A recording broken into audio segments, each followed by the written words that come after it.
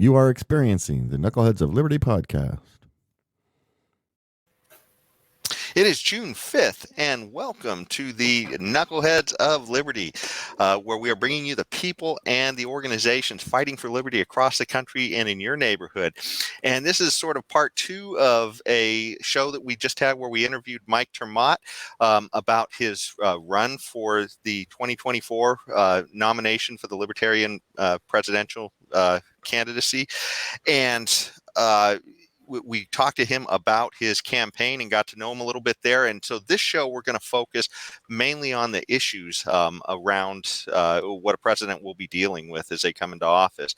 So before we get into that, let me introduce you to the rest of our panel. In our lower left-hand corner, we have Leon, the word Brathwaite, last word in Liberty. He is a retired engineer in the state of California.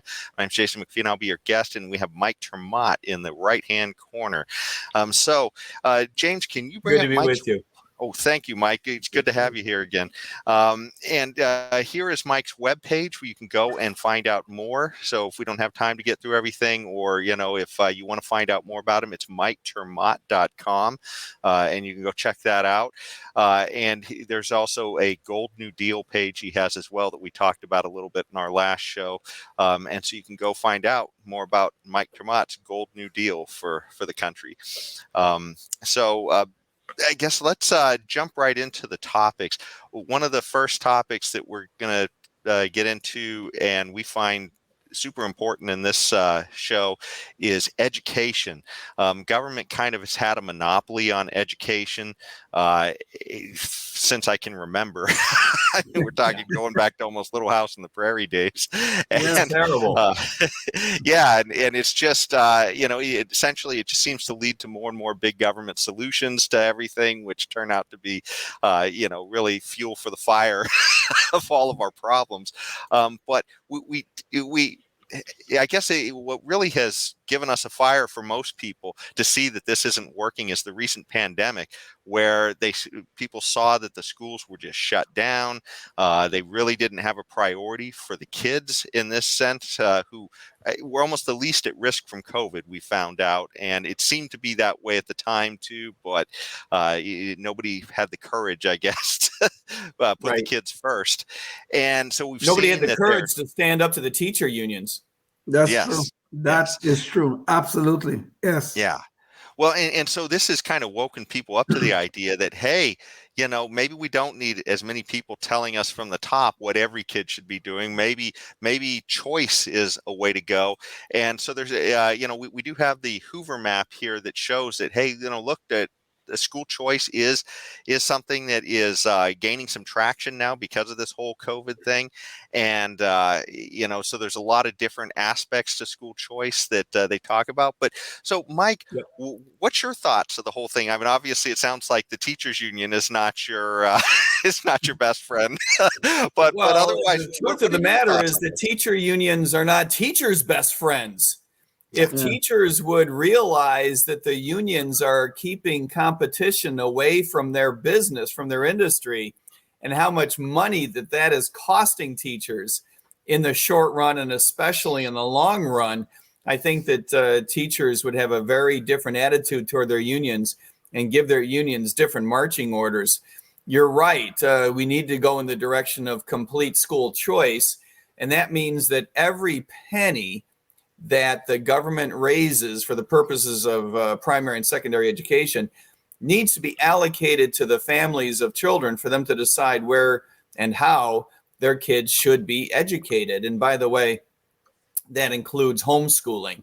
There is no economic argument. There's no logical argument. There's no performance argument. There's no educational argument that says that money should be biased toward public school education, much less be totally dedicated to public school education, which is, to your point, Jason, characterizing it as a monopoly up until now, is exactly right. It's a horrible idea. And you're right that the pandemic has awakened a lot of folks to the idea that schools are in the public sector not always operating in your children's best interest. But there are other forces afoot as well that should be awakening families to the problems of public school education. One is just performance generally. The United States performs more poorly on standardized tests than other westernized democracies.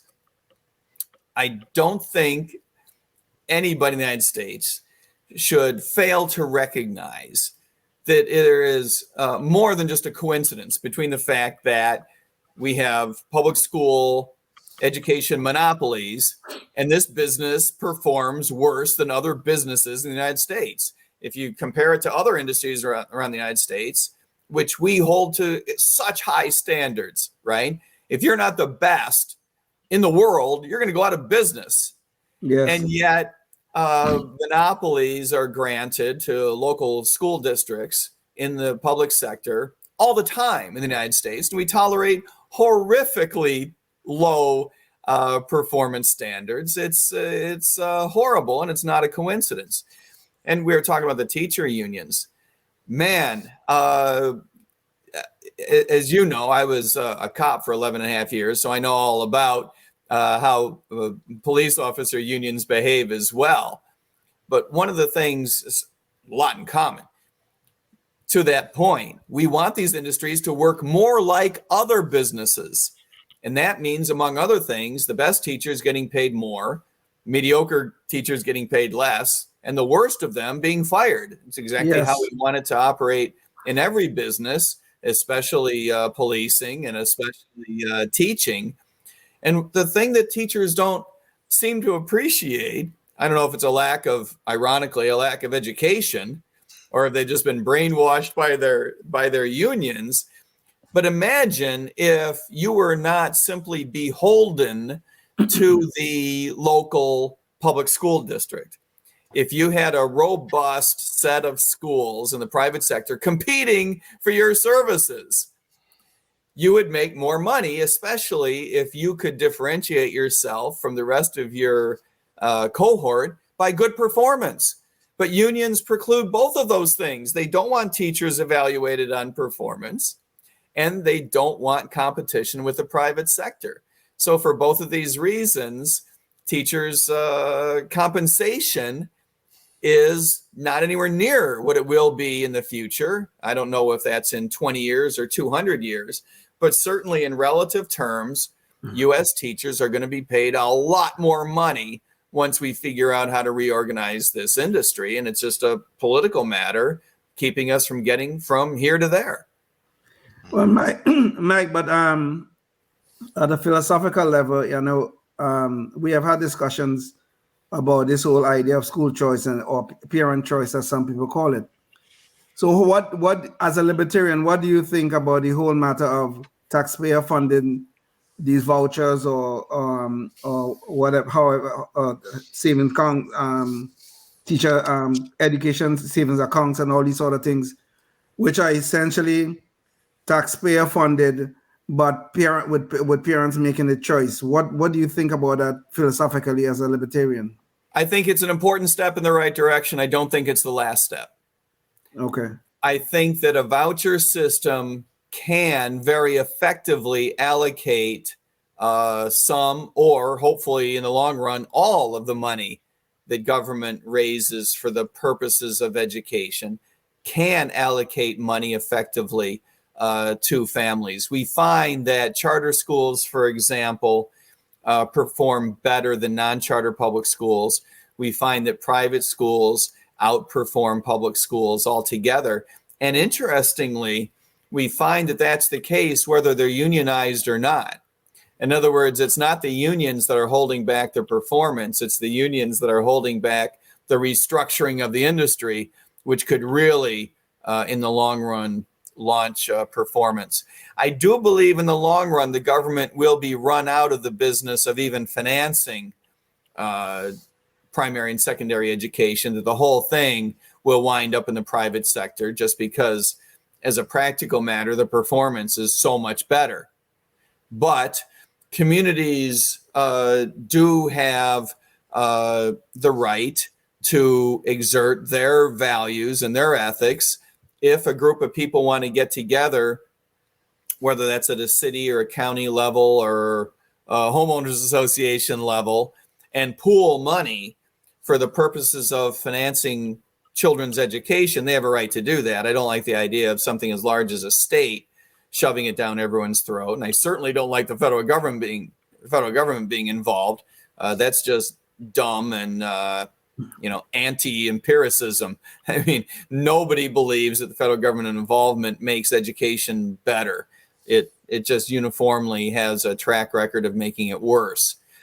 But in the long run, I believe that very likely that most communities will get out of the business of raising money to finance kids' education. But we'll see about that over the next 50 years, probably.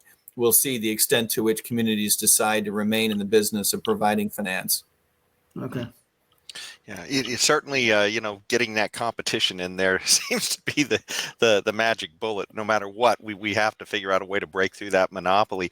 But to your point, when you were saying that, we're moving away from objective standards, we're seeing that with the especially in the university system that's funded by government to a large degree. And James, maybe you could bring up the visual on this. And that kind of brings us into our second topic, which is identity politics. So, you mentioned that foreign students are doing so well, and yet we're pulling away these objective standards that we can see foreign students are doing so well on under the guise of racism. And this is crazy. We're essentially trying to have these objective metrics like these test scores to figure out, well, okay, is there some kind of standard that we can say maybe you're right for this school, you're right for that school, just based upon how you test objectively? And, because we don't like the way in places like California that I guess that people are coming to the finish line, we're deciding, okay, well, let's just get rid of the objective metric and say it was because of racism. But it's funny because these students coming from outside of our culture altogether are outperforming us altogether. And you'd think if this was a cultural bias, that would really highlight in this particular issue, of right. These objective No, it's completely upside down. These tests, when these tests were rolled out many decades ago, your graphic highlights the SAT and the ACT. There's a host of others as well. These tests were welcomed as a way to get rid of the biases that many universities and colleges had in favor of and against certain high schools and certain types of high schools, to give kids that came from relatively poor high schools, and certainly high schools that were not well known, give them a fighting chance to get into the best schools and the best universities. And of course, that dovetailed with the idea that it could also eliminate biases against racial minorities. And so for all these reasons, we really welcome these tests. Now, of course, we find out that notwithstanding the implementation of these tests, there are certain struggles for members of various racially defined categories to achieve the same level of academic prowess as other groups. This is not because of the way the universities are performing or not performing. We have horrific policies in the United States relating to poverty, and they dovetail with the horrific policies that we have in the United States regarding primary and secondary education. This is why you see data reflect relative underperformance among racial minorities in so many urban areas around the United States. In these places where we have persistent intergenerational poverty, you see the worst schools, the worst housing policies, the worst effects of the black markets created by the war on drugs. You see the effects of imposing the world's most imposing criminal justice system. And I'll tolerate no argument on this debate. We have the most oppressive criminal justice system in the world. It's very effective at taking people to jail, but not very effective in helping people climb out of poverty escape from the black markets of crime, escape from drug addiction. So when you mix all this together, you get these communities in which you have intergenerational persistent poverty, which is not something that would be predicted by free markets. It is not something that would be predicted by a capitalist society. It is the result of bad public policy, especially bad zoning, housing, education, the war on drugs, and the way that we police these communities. It is no coincidence that it is out of these communities that we see the greatest struggles for academic achievement. And the SAT and the ACT scores reflect that. They do not propagate it, they do not cause it, but they do reflect it.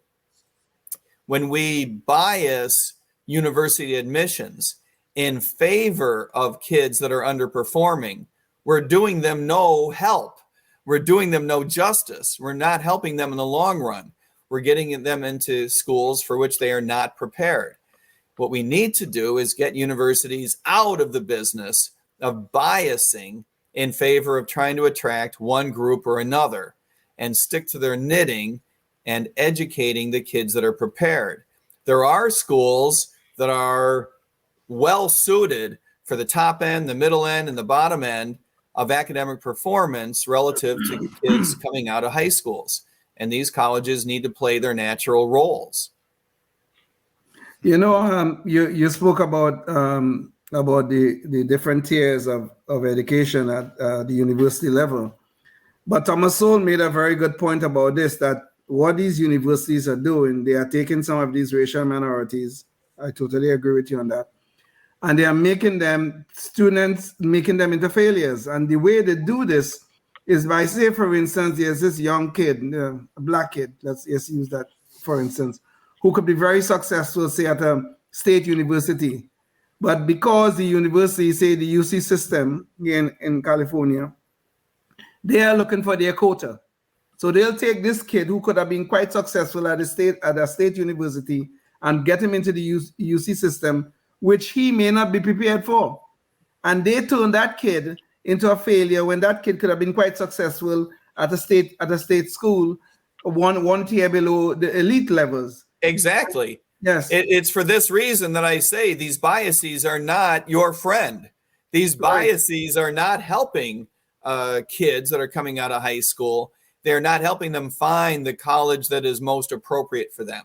Right. If colleges would be out of the business of imposing these biases, they would better be able to align themselves with the student body that is most appropriate to work together and to be successful. Yeah, you put your finger right on it. Sowell is the leading advocate for getting these biases out of universities, and he's exactly right. And the other, to further this point, and the other horror of this thing about the UC system getting rid of the ACT and the SAT, Asian Americans, they are knocking these tests out the ballpark constantly all the time. So what does the UC system say now? Well, Asian Americans are not really racial minorities. They are not. We'll forget about them, and we'll just look at other racial minorities who are not doing as well on the test. When you are absolutely right, the test is just reflecting a reality of the kind of schools and environment in which some of these kids are growing up in. And it's horrible. It is horrible. And I'm afraid that it's just one more example of government intervention screwing up a market. Up until now, the university system, the college system in the United States has been the envy of the world. Yes. And it's because there has been relatively less government intervention than there has been in our high schools and in our primary and middle schools. Now, with government intervening so much in terms of admission, and of course the government attitude, even when it's not the government per se setting a regulation, this attitude that is coming from the left, undermining the composition of the student bodies. Mm-hmm. And then on top of that, undermining the idea, which has been so important to the development of the university world in the United States, the very idea that it should be a place for open minds, that it should be a place where all ideas are brought out into the open and debated, that students they're so young, right? That such young people need to be exposed to so many different ideas. That's all going by the wayside. I've taught economics at 3 different universities, so I've seen a number of different types of student bodies. And the one thing they all have in common is it always takes my breath away how young 19-year-olds are, right? I mean, truly, we're talking about kids. Yes. Legally, yes. they're adults. Yes. But intellectually, philosophically, in terms of their education, they're kids. Yes. And Yes. we are biasing our kids at their most vulnerable time toward a particular leftist way of thinking that is so dangerous, empirically speaking, just because they're silly thoughts, but philosophically aligning with our First Amendment values of being exposed to a whole range of thoughts. Arguably, it's even more dangerous if we're graduating adults who believe that their fellow Americans need to be protected from ideas rather than exposed to them. Culturally, we're in a lot of trouble. Indeed. Yeah. Totally. Yes. And I don't want to spend too much more time on this topic because I want to get to another, but it sounds like a ter Maat administration would be definitely for getting irrational bias and superficial biases out of government. We would certainly get the federal government out of it, and then we would just rail against state governments getting into it. And remember that even in places where the White House does not have direct control, the executive can move debates. That voice matters a great deal. And so, no, you wouldn't have direct control over what the state of California does. But by moving the debate, you would be able to provide cover for the states that are doing a better job and thereby attract more students. Mm-hmm. Well, this kind of dovetails into another issue, and that's that, when government has tended to want to silence, you're talking about sort of giving a cover for people being able to express these ideas. Well, currently, if you speak out against what the federal government is doing, they've been trying to silence us, as we've seen recently with the whole Twitter files and some of what happened during the COVID era, I guess, we, for lack of a better word, where if you oppose the government, they were out there to shut you down. And James, maybe we could bring up the visual on this. So here's an article from Reason that shows journalists Matt Taibbi and Michael Schellenberger testifying in front of Congress about some of the stuff they had found of the government trying to get kind of a covertly these ideas of censorship into some of these social media platforms, where they would essentially promote ideas that were favorable to the government and sort of demote ideas that were unfavorable to the government's ideas. And this was covertly. At the same time, we saw the Biden administration literally try and overtly put in essentially an Orwellian ministry of truth. It was a disinformation board that they were trying to get into the Department of Homeland Security, and all with song and dance numbers from the person who was going to be their leader, apparently, in this Nina Jankowicz. So what are your thoughts on this? How would a ter Maat administration look to, I guess, go after some of this issues of censorship in the government? It is absolute to work backwards. It is vulgar to the point of being a joke. I mean, you're right to characterize it as Orwellian. I'm sorry that so many Democrats and sadly a number of Republicans as well don't seem to recognize what the First Amendment is all about. The First Amendment isn't merely about your right to say whatever you want to say. It's also about the right to not have your government involved either with your right to say it, how you express it, how media companies work. Social media companies need to have all of the flexibility that newspapers used to have. In 1996, the federal government was on a rampage about the advent of what they called smut porn online. And they were all aflutter about these forerunners of social media platforms,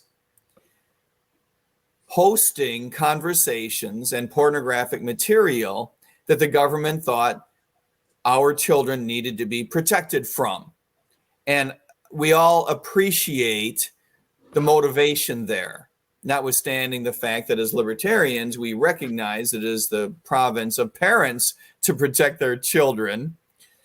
Federal government legislators wanted to gain parental support by helping parents out and attacking these social media platforms to push them toward taking down porn.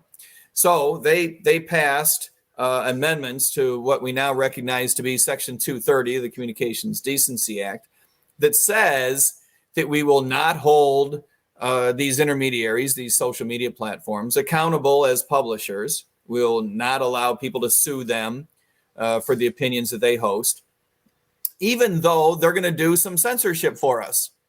They're going to pull down smut, and they're going to pull down other things. And the federal government included in the phraseology of this law other things that they found, quote unquote, objectionable. And so it is that word objectionable that creates this loophole through which media platforms are able to drive a truck and pull down anything they want. And then when you layer on top of that, the pressure, the enormous pressure from the federal government, you just pointed out a couple of examples, Yes. to do the bidding of whoever the administration is at the time. Well, what's a social media company to do? Of course, you're going to engage in the kind of censorship that the government wants you to perform, because the alternative is you're going to get a heck of a lot more regulation than that you're not going to like. So you're going to go along with the pressure that comes from the federal government. And the reason that you're able to do so, of course, is because the government's original pressure creating this loophole in 1996. I believe that we need to get rid of that law fundamentally. We need to tell social media companies, not only do we not want you to censor, we're not going to protect you if you do. That if you engage in censorship of any kind, even kind that, you and I might like, right? Because our opinions shouldn't matter. If you engage in censorship of any kind, you are going to lose your protected status as bookstores. And you're going to be viewed as a publisher correctly, in my view. That makes you a publisher. And that means you're going to be responsible for all of the crap published on your websites. So you're going to have to make up your mind. You're going to be a censor. You're going to be a platform. And I believe that these companies will be forced to behave like platforms and to end the censorship. And can I just jump in real quick? When you said any kind, do you mean corresponding with our current First Amendment laws, or do you mean like literally, even calls to violence or anything like that? I mean, do you mean sort of what we normally take as our current First Amendment limitations? Which would that would have to be adjudicated, wouldn't it? I would argue that you shouldn't be allowed to engage in censorship of any kind whatsoever. That your hands have to be completely off. That if you want to be treated like a telephone company, then you're going to have to behave like one. These companies have made the argument, you can't sue us in court. We can't be held responsible because we're like telephone, we're utilities. We can't possibly police all the stuff that's on there. The only censorship we do is what the government asks us to do, to pull down stuff that's objectionable, but the government protects us by allowing us censorship, and then you can't sue us. That whole regime has to go. Now, families will see that the technology is here today that was not with us in 1996, but the technology exists today for families to impose their own censorship on behalf of their children. We would have an entire cottage industry of apps that would be developed for families to engage their social media platforms that would protect their kids from things that the app would recognize as material the parents don't want their children exposed to. This is the direction that we need to go, to empower individuals to protect themselves, to protect their kids, protect their families. We don't want the censorship coming from the media platforms themselves. So wait. So I'm a little confused. I want to go back a little bit to Jason's point. Under current law, under Supreme Court interpretations of the law, you are not protected if your speech incites violence. That is not classified as a First Amendment, as part of your First Amendment rights. If That's you try right. to incite violence, or if your speech may involve harm or injury to other people. Say, for instance, if I go into a crowded theater, that's the cliched and classic example, and I shout fire, people start to run out and get trampled and people end up dying. I cannot claim that was my free speech right and that kind of stuff. That's the current interpretation of Supreme Court law. Are you saying those Slightly boundaries, nuanced, but keep going. Yeah. yes. So are you saying that you find those boundaries are too restrictive in terms of the First Amendment? Absolutely.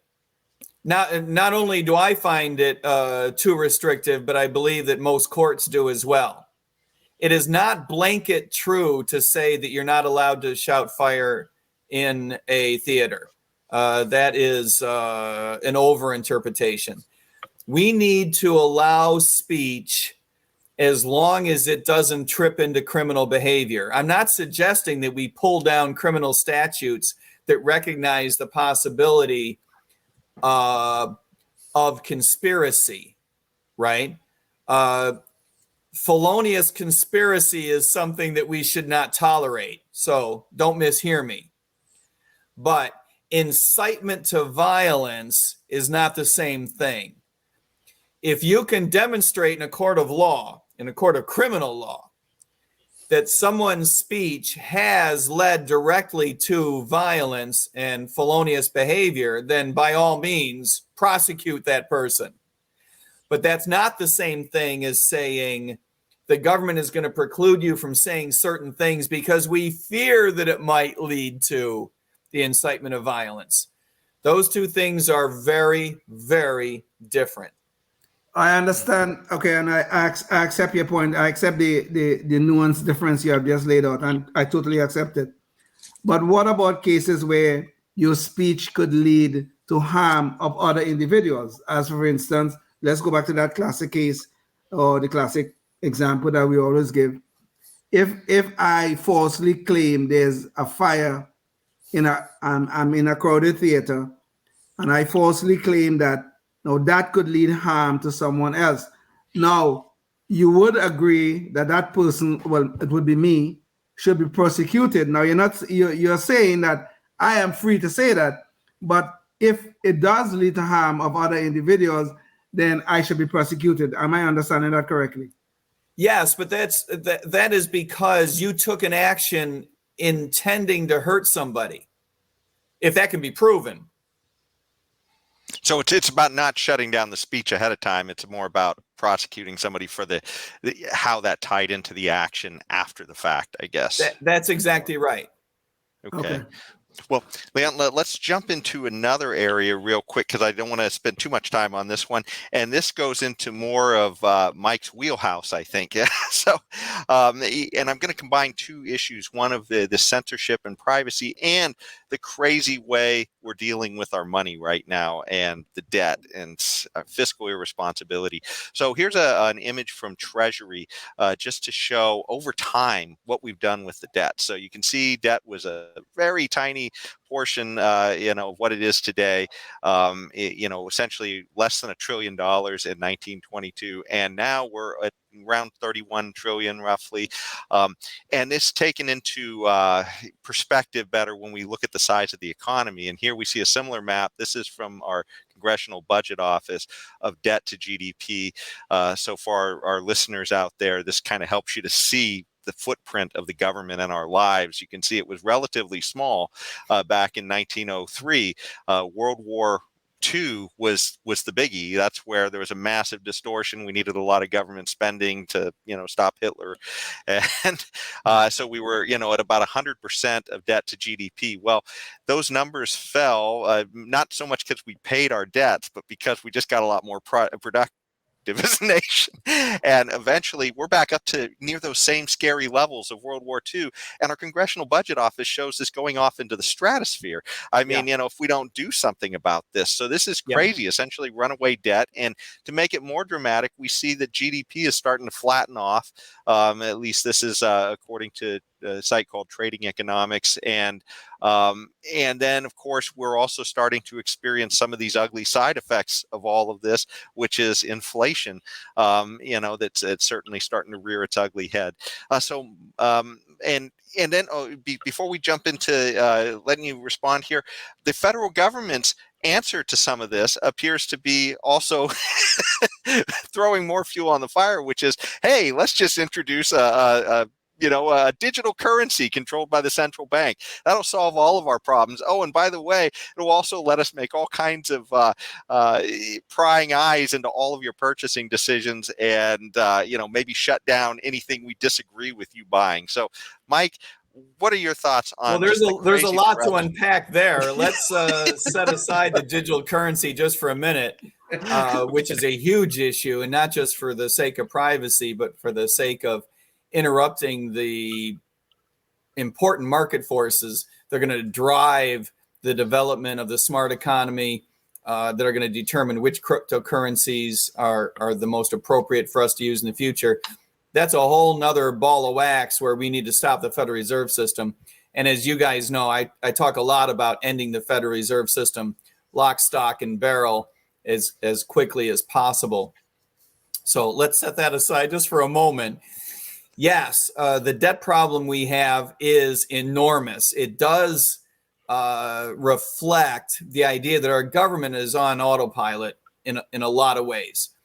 The majority of spending of our federal government is through entitlements, which are locked in by law, and courts have supported the idea that the federal government is obliged to make these payments unless and until there are changes in the entitlement laws themselves, and by servicing the debt. The debt itself, of course, carries interest. So the more debt there is, the more debt there will be, because the federal government has to spend so much money servicing that debt. These two elements of our government are out of control. Parenthetically, the rest of the government is also out of control, particularly in the defense arena. We seem to have given up on the idea that our defense expenditure has to be tied to some rational perception of threat to the United States. There is no such linkage anymore. The United States is not under threat from other countries, with the possible exception of cybersecurity issues, on which I believe we need to be dedicating more sophisticated resources. But in the main, we should be pulling way back in the amount of money that we spend in the Defense Department. But most of the money that we spend is on entitlements. We need serious entitlement reform. We need immediately to cap how much the government spends in total. As you guys know, I used to work for the White House Office of Management and Budget. And in those days, we had what we called deficit control law. We need to get back to the idea that we need to cap federal spending, because it is from federal spending that all bad things flow. It is the enormous amount of federal spending that drives debt, that drives monetary policy, the monetization of that debt. It's what drives taxation. So we absolutely need to cap federal spending. We are in uncharted waters in the sense that we don't know what's going to happen yet. I appreciate the chart pointing out that the ratio of debt to our income is exploding, but we don't yet know how that is going to play out. That's one of the things that makes this so dangerous, is that you don't know you've gone too far until you have. When markets get the idea in their head that they don't trust the federal government to back up those bonds and bills, there will be hell to pay, because that's when the cost of borrowing will go up and the amount of debt in our books will increase. And of course, the cost of servicing that debt will skyrocket. And by the time we learn that we've gone too far, we will have gone too far. And as we all recognize, our government is not one that is very good at making changes on a dime like we would have to make. It would absolutely be too late. So for this reason, we need to cap spending. However you feel about the ethics of the size and scope of our government, never mind that we're libertarians and we think the whole thing is evil and unethical. Never mind all that for a moment. Just imagine that all you cared about was the federal government making a fiscal go of it and not going bankrupt. For that reason alone, it needs to pare back. The path that the federal government is on now is not sustainable. It will go bankrupt long before the end of this century if it doesn't do something to reform entitlement programs. Yeah.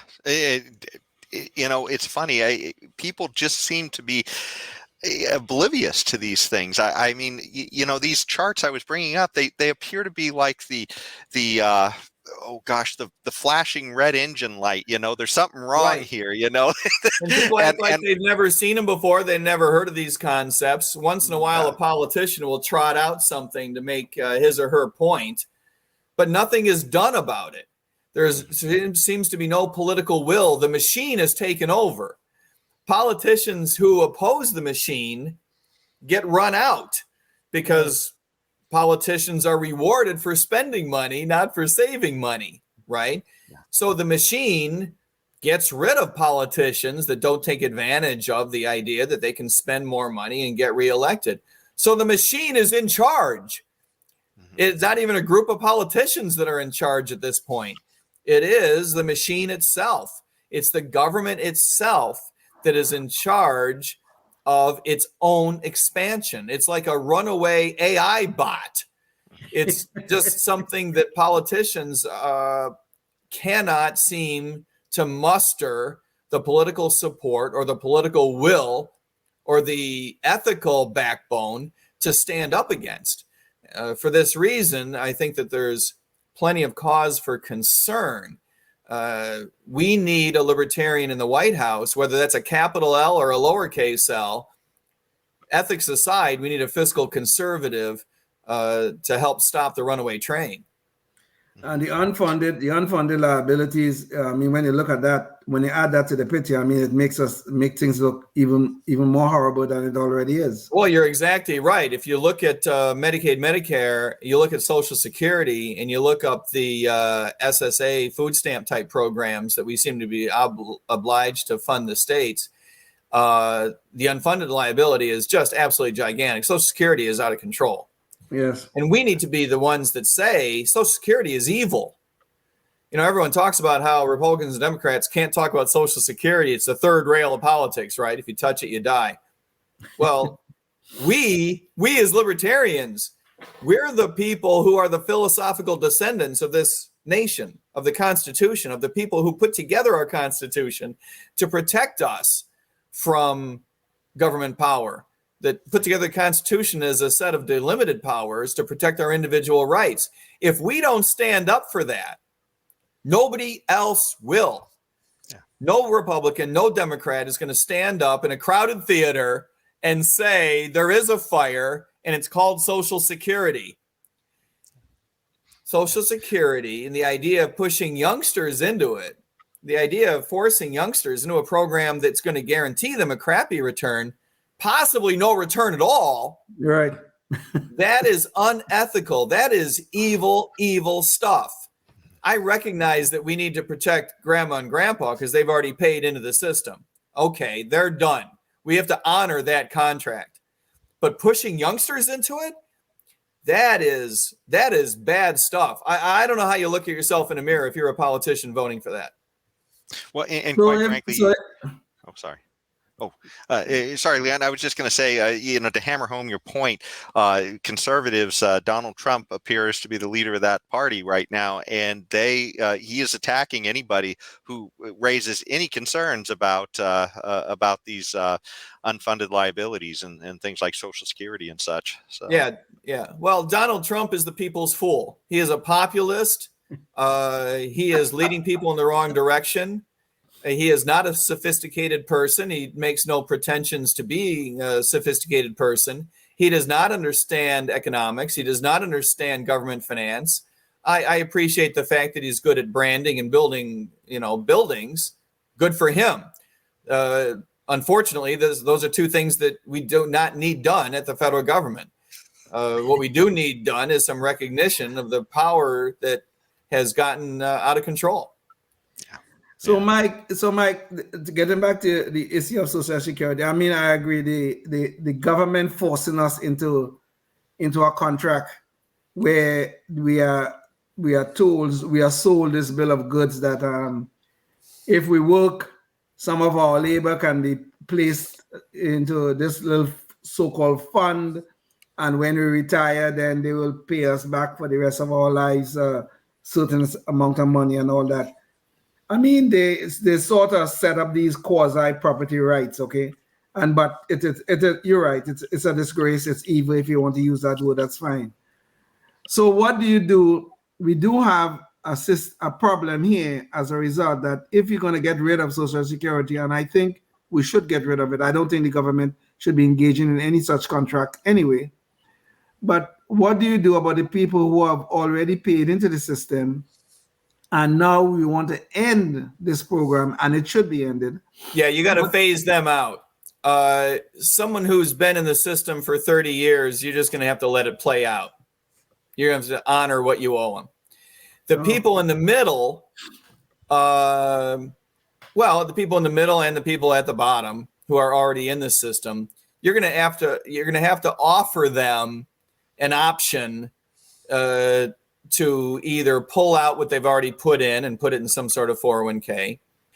You're going to have to give them an option to participate in the system going forward, or some hybrid that they leave in what they've already paid in, but they opt out going forward.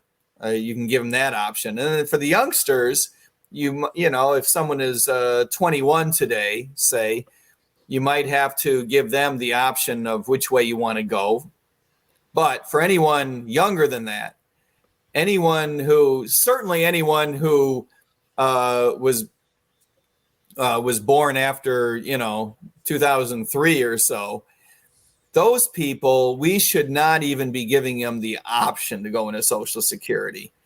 It's time to just be honest with them. I do believe that politicians will require, as a step toward completely getting rid of Social Security, I do believe that the next compromise is probably going to be get rid of Social Security for youngsters, but require them to save, right?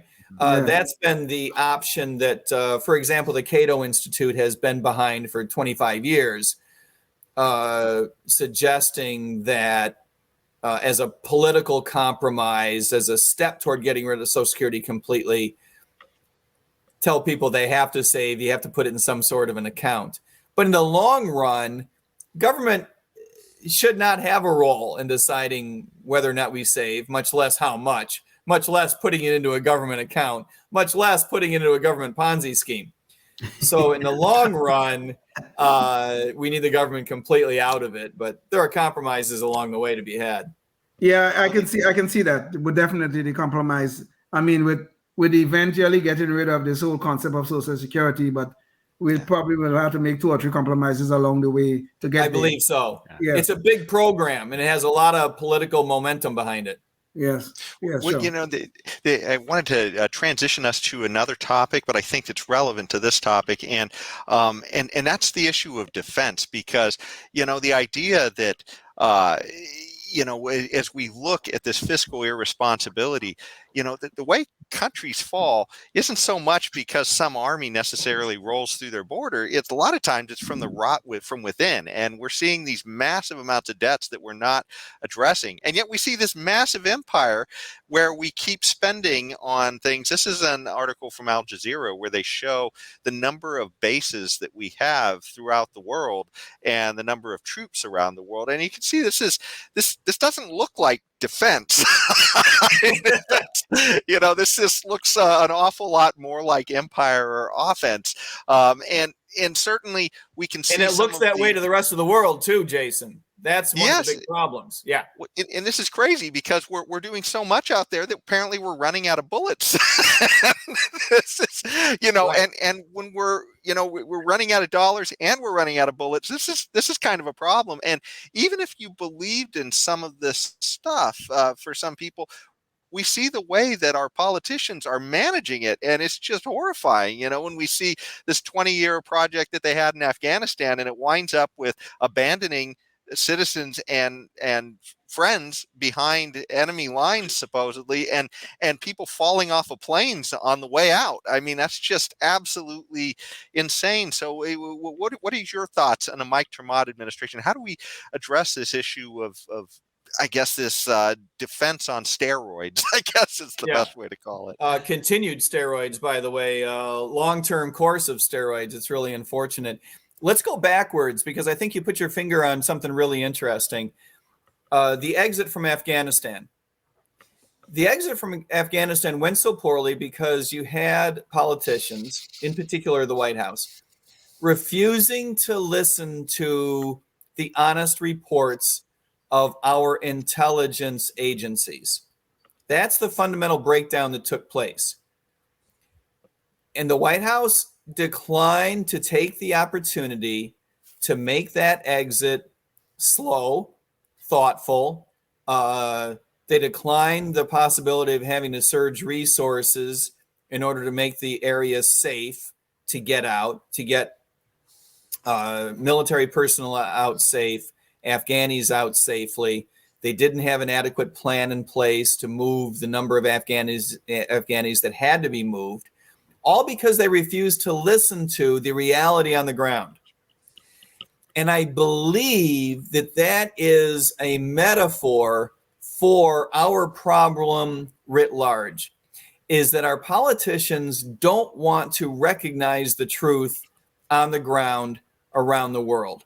And the truth is that the rest of the world recognizes what we don't, which is that the United States is an aggressive imperialistic power, number one.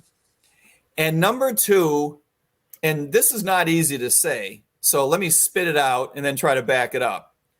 Objectively speaking, we're not good at it. Tactically, we're fantastic. We're good at blowing things up. We're good at killing. We're good at moving material. We're good at moving people. We're good at opening sea lanes. We're good at taking and holding ground. We are even sometimes good at toppling governments, as long as you don't mind the secrets eventually coming out. Tactically speaking, we can accomplish a lot of stuff. But strategically speaking, there are not examples anymore where the American government has done something in a militaristic, interventionistic style that the American public would point to and say, that was a good idea, well done, I'm glad you did that. That was in our long-term interest. Those examples don't exist. As far as achieving long-term strategic advantages for the American public, we stink at it from a military point of view. The rest of the world recognizes that, and we don't. So, as a matter of saving money and resources and lives, yeah, we need to start pulling back our military bases. We need to exit NATO and have an honest conversation with the Europeans that this is not in our interest. Parenthetically, I'm not convinced it's in their interest. But to the extent to which you, Mr. European nation, to the extent to which you believe that the Russian government is still something to fear in terms of a ground war, and I would argue that if anything we have learned over the past year, it is that the Russian army is not to be feared in the same fashion as we used to fear it. But to the extent to which you want to remain paranoid, you do you. But this is your 24-month heads up that we're going to exit NATO. You're going to have to spend whatever proportion of GDP you believe is appropriate to defend yourselves, because the United States is not going to be your backup plan anymore. That is an important and honest conversation that we need to have. And we have not had honest conversations in a lot of places around the world, most notably Taiwan, where we have pursued explicitly what has been labeled a policy of strategic ambiguity. And I'm here to tell you, there is no such thing as a relationship that benefits from anything but honesty. True. Absolutely. Telling people that that we might back you up in Taiwan has invited investment into Taiwan by corporations that believe that they're probably safe because the United States is going to back them up in case the Chinese try to invade, the PRC going to try to invade. And so now we find ourselves in this arguably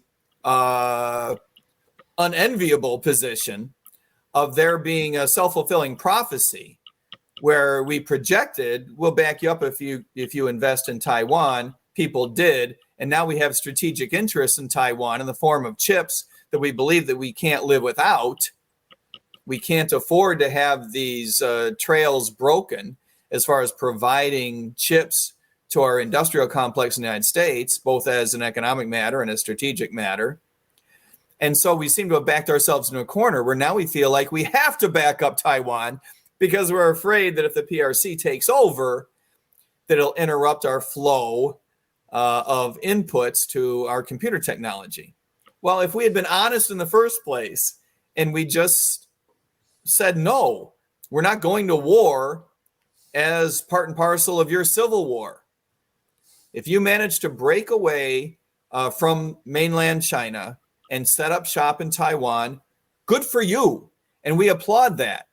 And as a fellow democracy, we want to stand with you philosophically. We want to trade with you. We want to develop good relations. But we played this exactly backward. We left it as a one China policy. I believe we immediately should have said it's two Chinas. We do not believe in a one China policy. We believe in a two China policy. We believe that the Taiwanese people have established a separate government and they deserve a run for it. But we are not going to intervene militarily. We should have put an embassy there, called it that, put an ambassador there, called him or her that, and set up normalized relations, but not promise to get involved militarily. I believe that we have done everything in Taiwan 180 degrees backward. So Mike, I mean, I understand your misgivings about U.S. policy, their foreign policy, where the use of the military is concerned. And I mean, there is an issue about the whole issue of the projection of the U.S. military worldwide. Yes. But the reality of the world is that there's evil in the world. There's no doubt about it. And some of that evil is directed at us here at home. So the question is then, what do we do about the evil that exists in the world? In particular, that evil that at times are directed at us here at home. There is evil in the world. There is evil in America. There is evil in humans. All these things are true. None of those things are solved by the projection of military power by the U.S. government. Those are things that can all be true at the same time, but are not resolvable by the projection of military power. To the extent to which there is evil in the world, and I believe that there is, you are not going to eradicate evil. You can topple governments. You can replace governments. You cannot make them stick. We proved this over and over and over again. We failed in Syria, Afghanistan, Iraq, Libya, Iran. We fail everywhere. Let's not even discuss our failures in Latin America. They are legend, and they outnumber our successes 8-1. So we need to project our values. We need to engage in economic trade, intellectual trade. We need to foster a world community that cannot be in the form of a world government. It cannot be in the form of a world currency, a set of world regulatory matters, agencies. and it cannot be under a single umbrella militarily. People are going to have to learn to make decisions for themselves. They can't possibly do much worse of a job of it than we have done for them. Well, and quite frankly, too, as we make ourselves the behemoth, we risk becoming that evil, as it looks like Joe Biden might have done when he destroyed the Nord Stream 2 pipeline, apparently, according to reports from Seymour Hersh. And Cy Hersh is a very credible guy. Yeah. Yes, and that turns out to be true. That turns out to be true. It's as true that we blew up that pipeline, our government on our behalf, as it is that it is also true that we funded the development of a virus in a laboratory in Wuhan that escaped. Let's hope it was by accident, right? It escaped and it killed millions of people around the world, and our government doesn't want us to know about these things. Yeah. And this is all part and parcel of, you give all this power to one central place, and, it's almost like some deranged faith to believe that somehow it's always going to be acting. It develops a mind of its own and a set of principles of its own. It's a runaway AI bot. Yes. Well, but speaking of pipelines, one of the things I wanted to touch on real quick too is the environment and energy, because those are certainly big topics nowadays, and they certainly put a juxtaposition between the Democrats and the Republicans at the moment as well. And so maybe we could bring up the visual real quick. That Biden's first step in office was to, end the Keystone Pipeline. That was like the first executive action he took, and part of this is in this, Green New Deal type of strategy that he seems to be pushing, where it's sort of all about the climate is I guess the war on change of climate, I guess is the best way to put it. Right. No, it's the war on U.S. energy and the economy. Yeah, we do need right. a New Deal. Yes. We do need to change the relationship between us and the government, which is why I'm pushing what I call the Gold New Deal, which is to say a libertarian-minded relationship between us and a government that should recognize that we need to force to recognize that the reason for its existence is to protect our individual rights and not to intervene into our economy. Not only was that a stupid idea, revoking the permit for the pipeline, but he should have doubled down in the other direction. He should have said this pipeline is the greatest thing since sliced bread, and that we invite further refineries, further drilling, further development of pipelines, further shipping, and that the United States government is going to stand behind you. We're not going to subsidize it, but we're going to stand behind you in the sense that we are going to pull down regulatory barriers, which, parenthetically, don't just hold back and inhibit the development of petroleum-based resources, which Leon is an expert in. Thank God. I don't know if I'll use the word expert, but go ahead, please. Well, Leon is a retired petroleum engineer. We're going to get him back to work. We're going to make that industry so profitable and so bustling. He's going to say, whoa, I need a piece of that action. That looks pretty good. We're going to make that industry so profitable. He's going to work to 107 in the petroleum industry. Well, don't lure Leon away from our show, though. You're giving him ideas. He can do this podcast from an oil rig. He can do this podcast from an oil rig. And I'm telling you, Leon, right now, anytime you want to go out to an oil rig, you tell me, and I will go with you, and we will do it together from an oil rig. I've had buddies that I went to school with go out on oil rigs. It's a noble profession, and it serves the American interest. And so will nuclear energy in its time. True. We need to pull down regulatory barriers. Yes. And allow technologies to develop to make nuclear safe. We're on the edge of fission and fusion playing their appropriate roles, and we need the government out of the way in order for those to develop as they appropriately should. That is the end game. But the transition to the end game has got to be fossil fuels. Yes. And so you see, real quick though, you see nuclear as being sort of our solution to a sort of a more clean energy future then? That is, it's absolutely the future. And to get there, you've got to do two things. You've got to get the regulatory environment out of the way so it develops appropriately. And we do need technological innovation to make it safe. I recognize that. We're not quite there yet in terms of making it as safe as the public would demand. But that means the government's got to get out of the way of it and allow that innovation to take place. And the other thing is we need an all of the above strategy, of course, removing completely government intervention to allow our existing resources to play the roles that they must play to get us to that end game.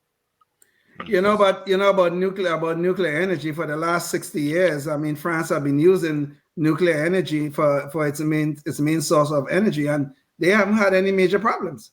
That's exactly right. And the United States hasn't built a nuclear power plant since you were in engineering school. It's been a long time, and it's a real shame.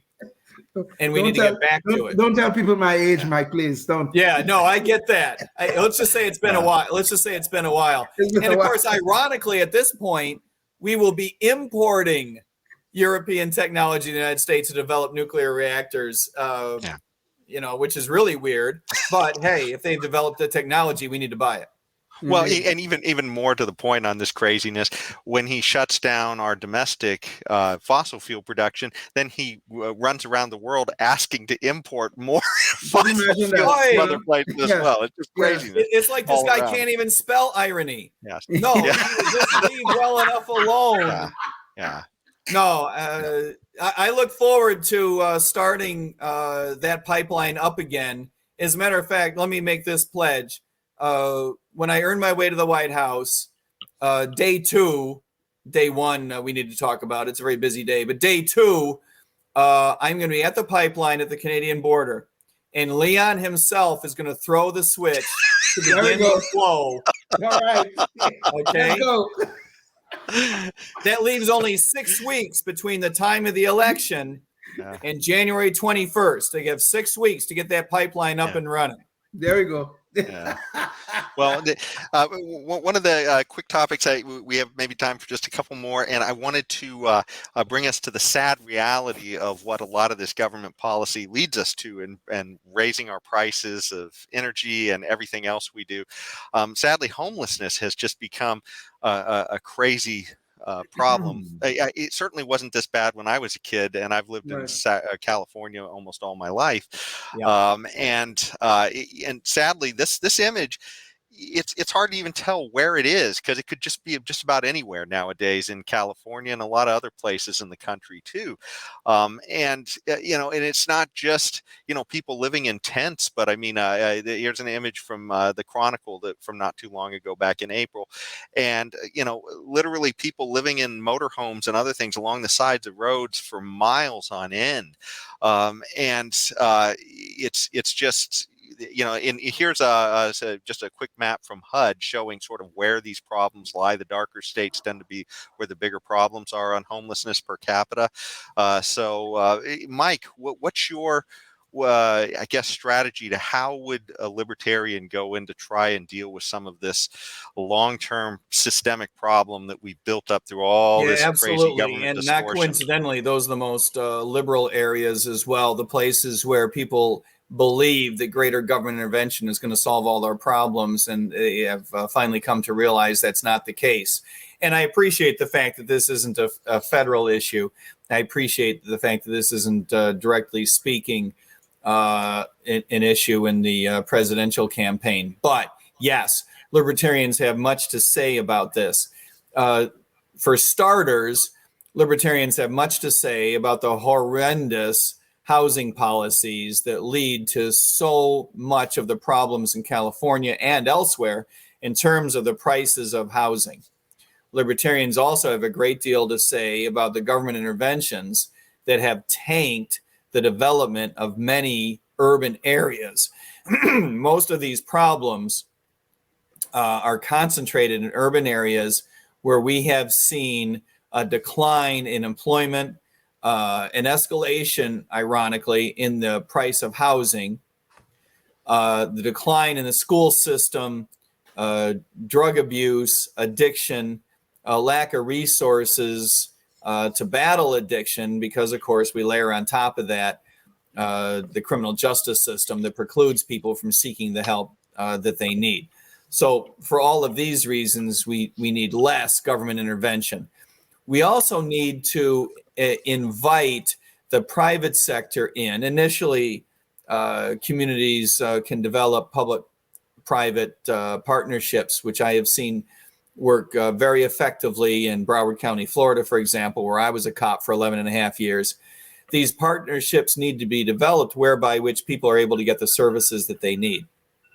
And by that, I mean, as a police officer, I was always more than happy to give someone a ride to a facility where they could get the services that they need in the private sector. Now, sometimes that's a shelter. Sometimes that's other physical resources, whether that's food or clothing. Sometimes that's addiction fighting related mental health services.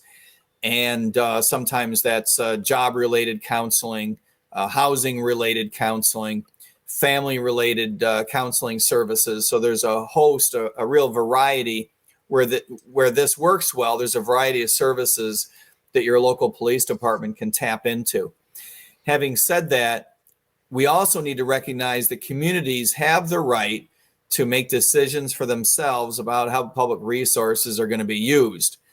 I'm not a big fan of suggesting that downtown sidewalks and parks are the appropriate place to invite people to set up tents.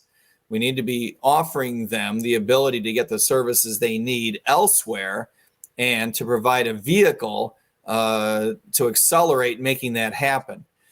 The other thing that we need to talk about, which is a very difficult topic, is that much of our problem with homelessness is the result of mental illness, either in the form of drug addiction or other, unfortunately, untreated mental health issues. Yes. And we need to be able to address those, which gets us into a whole conversation about our mental health system and our overall health system, which has really developed in an unfortunate way where everything is so expensive because we have invited insurance in through our corporate tax code, one of the most unfortunate chapters in the history of American economic development. The insurance companies have allowed these prices to be driven up insanely for anyone who is not insured. Well, of course, almost the entirety of the homeless population is uninsured. And as anyone knows, if you try to avail yourself of health care in the United States and you don't have insurance, you are screwed. The insurance companies negotiate down prices for their clients, but because we don't hold these healthcare providers to a one price policy, they negotiate away lower prices for the insurance company and for the insured population. But the uninsured population, they pay double, sometimes 10 times what the insured population pays. It's a real shame, and we need to change the way healthcare is priced out and how those prices are revealed to get a free market operation going in the healthcare industry. So it's complicated, but all of these things have to be tackled. Indeed. Yeah. Go ahead, Leon. No, I was just going to say, Mike, I was really going to ask you a question about the homelessness and this drug and alcohol and mental disease issue, the relationship between those two. But you touched on it very well, and that was good. Thank you. Yeah, it's a huge problem. It's a real shame. Yes. Yeah. Well, on a related note, we have this big border problem, and certainly this particular story I wanted to bring into almost brings us back to the whole education thing in a weird way, because I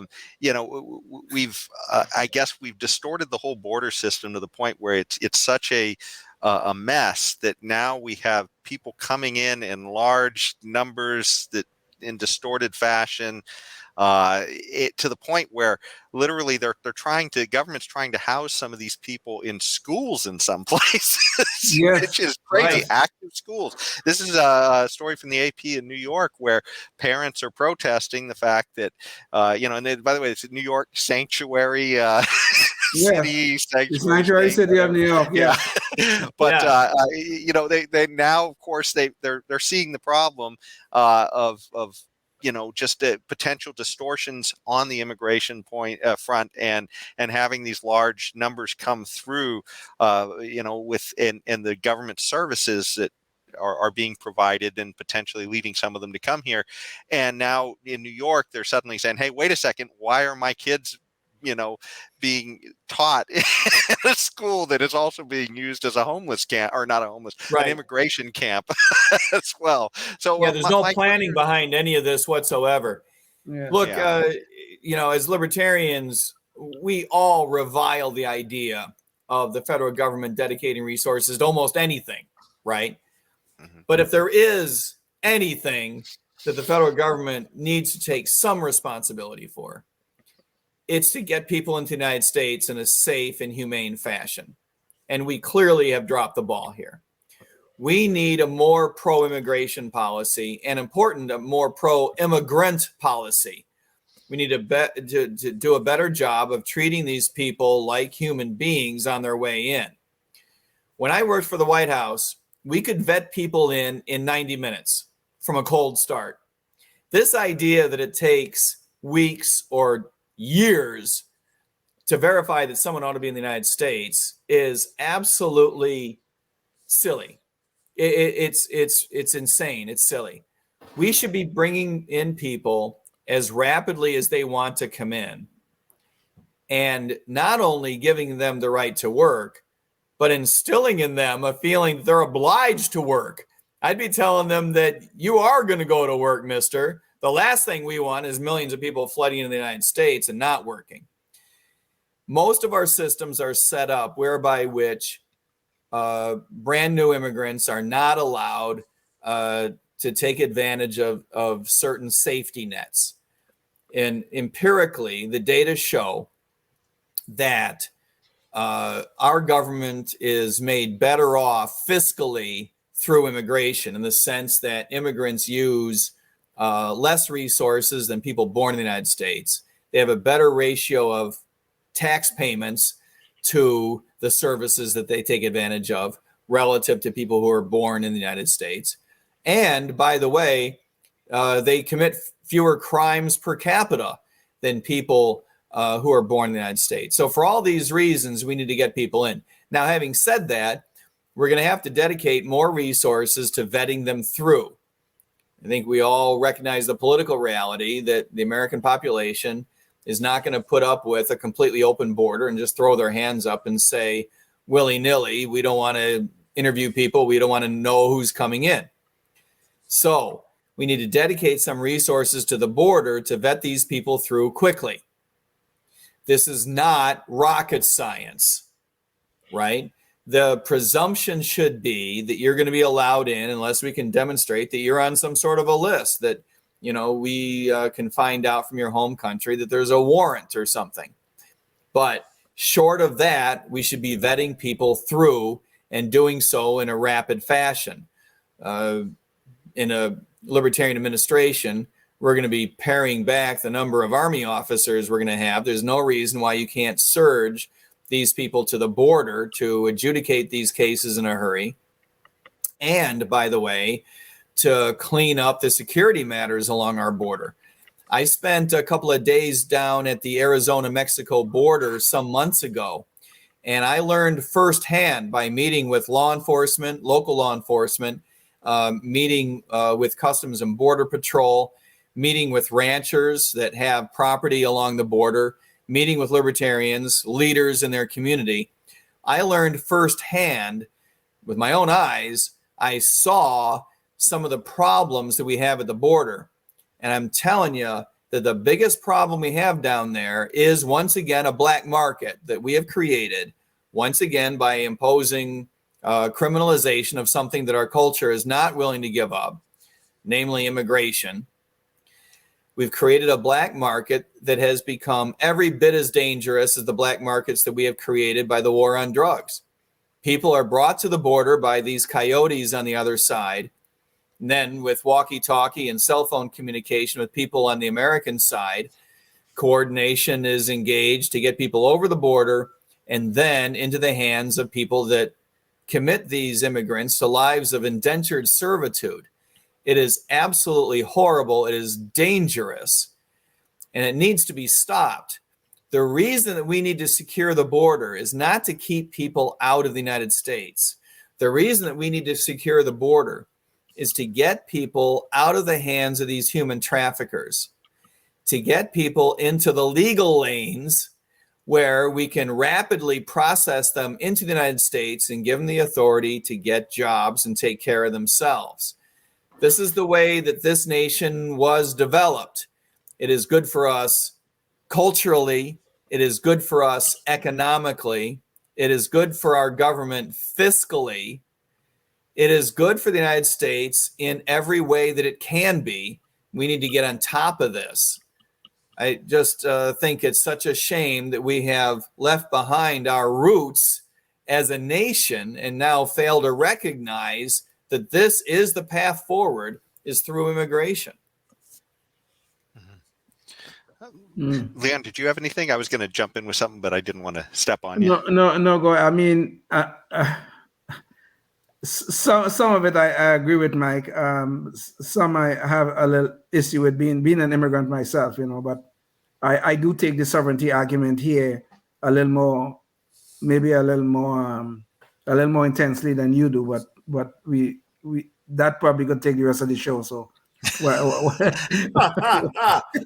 I think our country is better off for having people like you, Leon, in it, and I believe that we need more of them. Yeah. Not more exactly like you. Yeah, not exactly like you. I think Jason and I would change the formula slightly, but I think we need people sort of like you by the millions. Yeah. I appreciate the sentiment, Mike and Jason. I appreciate the sentiment, but I think there's something to be said about the rule of law in all of this argument. But agree. I agree. We could take the rest of the show arguing about this, but no, there but is. I do like most of what you said. I do like, to be honest. Yeah, there is a nuanced argument to be made, and I appreciate that. We don't want people coming across the border illegally. We want people to be vetted through. We want that process honored.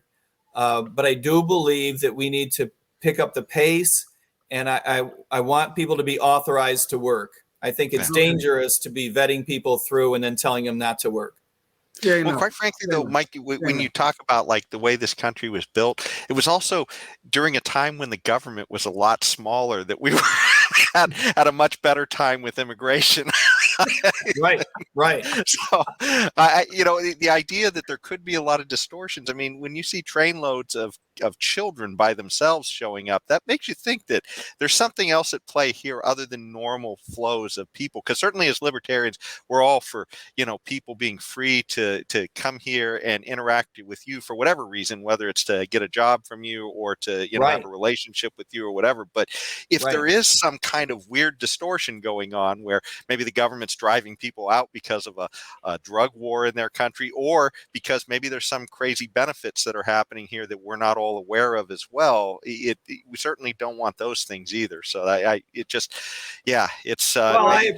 that. I appreciate that, but everyone should want to be an American citizen. If you don't want to be an American citizen, I gotta call you out on that. I gotta say why. You should want to be here.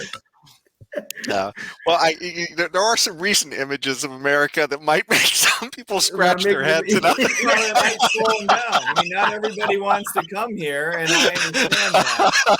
But for the people that do, we want you here. If you believe in the rule of law, if you believe in the idea of a delimited government and a constitutional democracy, if you believe in a pluralistic system of tolerance in which the government is here to protect your rights, and it's up to you to work your ass off and take care of yourself and your family, then in some sense, you're already an American. You just haven't checked in yet, but we'll leave the light on for you. Okay. we're way over time, and that seems like a really great line to sort of wrap things up on. Yes. Mike, did you want to? We'll bring up your webpage again. Did you want to leave our audience with any messages about your campaign and Call me? Okay, that's my message. Call me. Go to MikeTerMaat.com. You'd have to spell it right, which is the big challenge, but MikeTerMaat. Go to MikeTerMaat.com. Or you can go to goldnewdeal.org, read about our platform, the most transformational ideas, goldnewdeal.org, not goldnewdeal.com, which is not a bad idea. I'm all for gold, but that's just the wrong website. So go to goldnewdeal.org. The two websites link back and forth. I think that you'll enjoy the websites. My real contact information is there. Drop me a line at mike@MikeTerMaat.com or anybody else on our team. And my real phone number is there. If someone wants to text me, I'll call you back. You can call me, but I might not answer because I won't know who the heck you are, maybe. But that's my real contact information. Maybe somebody looking for real a feedback. newgold.com.